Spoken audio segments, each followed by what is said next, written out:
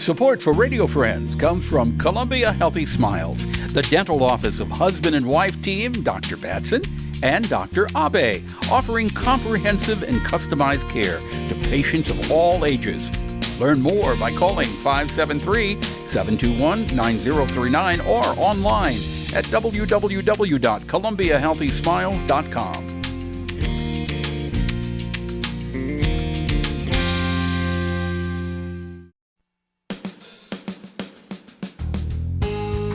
Good morning and welcome to Radio Friends on this Wednesday, September the 8th. Pleasure to have you with us today. I want to introduce you to a gentleman who's making his first appearance on Radio Friends. His name is John Kelly, and he is quite a historian.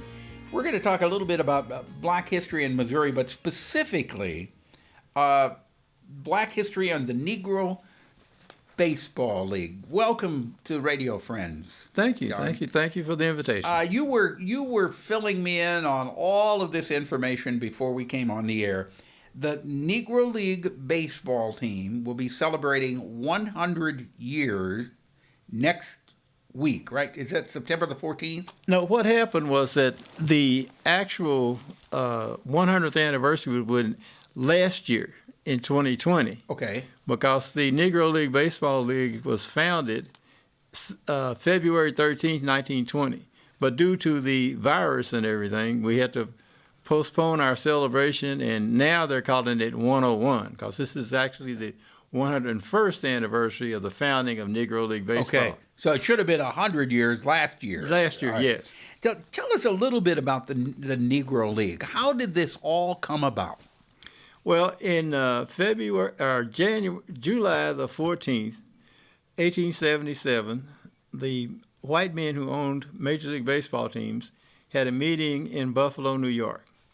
And they decided that they were no longer going to sign black players to major league contracts. And in baseball history, it's called the Gentleman's Agreement. And a gentleman's agreement, and quoting from their minutes, it said several of our players are growing anxious to leave because of the colored element.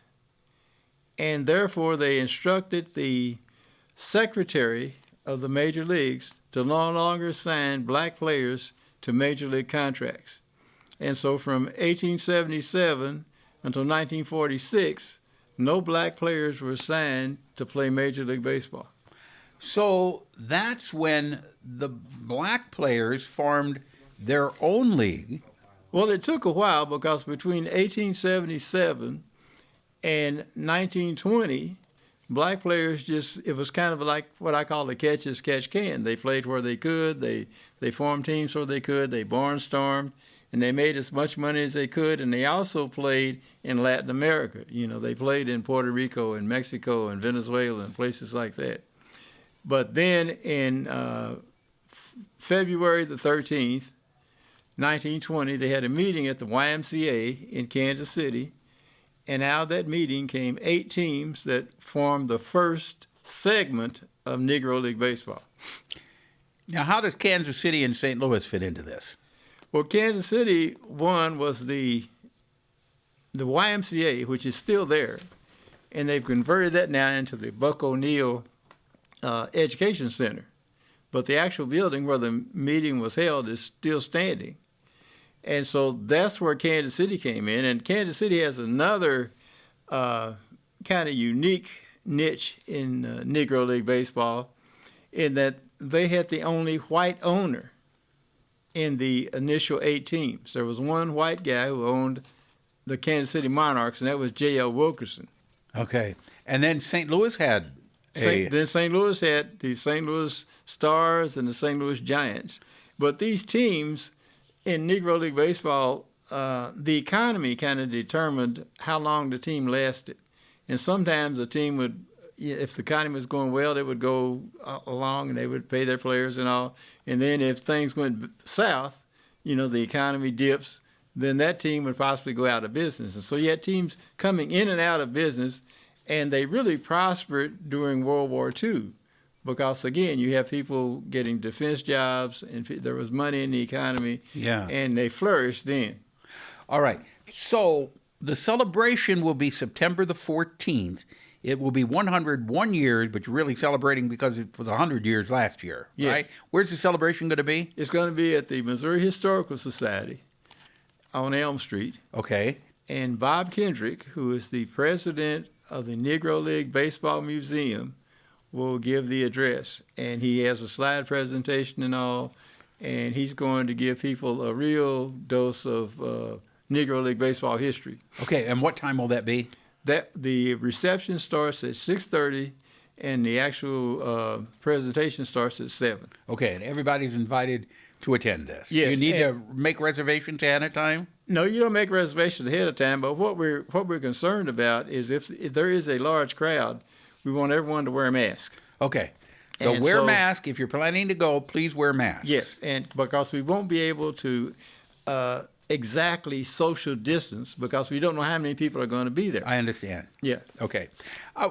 So mark it on your calendar. It's September 14th at the State Historical Society. Yes. The other thing, so when Jackie Robertson was the first black player hired by a national team then, after the boycott, right? In the modern era, the first black player was really Moses Fleetwood Walker, but he played back in the 1800s. Okay. But Robinson signed his contract with the Brooklyn Dodgers in 1945. Okay. You were also telling me that the St. Louis Cardinals was the only baseball team this far west, and that the Cardinals had a fan base all the way out in California, from Missouri out to the West Coast, because they were broadcast on KMOX radio, which was 50,000 watts, and you could listen. Back then, you could listen to Cardinal games in California. Yeah, and they were the only major league team in the western part of the United States. That was the westernmost team. Was the St. Louis Cardinals. St. Louis Cardinals. And to this day, you can find Cardinal fans all over the western part of the United States. Because of that. Because of that. Because the Dodgers and Giants didn't move until 1958. Okay, and the Cardinals were, when did the Cardinals come into being? Oh, that was back in the 1900s. Okay. Well, you really are a wonderful historian. Is there any other bit? We've got less than a minute left. Anything else that you want to mention? Well, I would like people to visit the Negro League Baseball Museum. It is a national treasure, and it's right here in our state. And if you want to know about that segment of baseball, it is a wonderful place to go.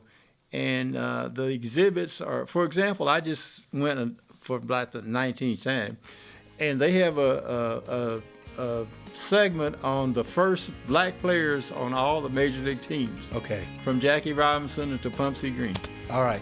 John, thank you so much for coming by today. It was really interesting chatting with you. And I'll say special thanks to my friend Bill Clark, who actually set this up with me for you to come out here. Well, so we appreciate it. Yeah, Bill and I go back a long way. He's a good guy, isn't he? Oh, great man. All right, and so are you. We appreciate it, John Kelly.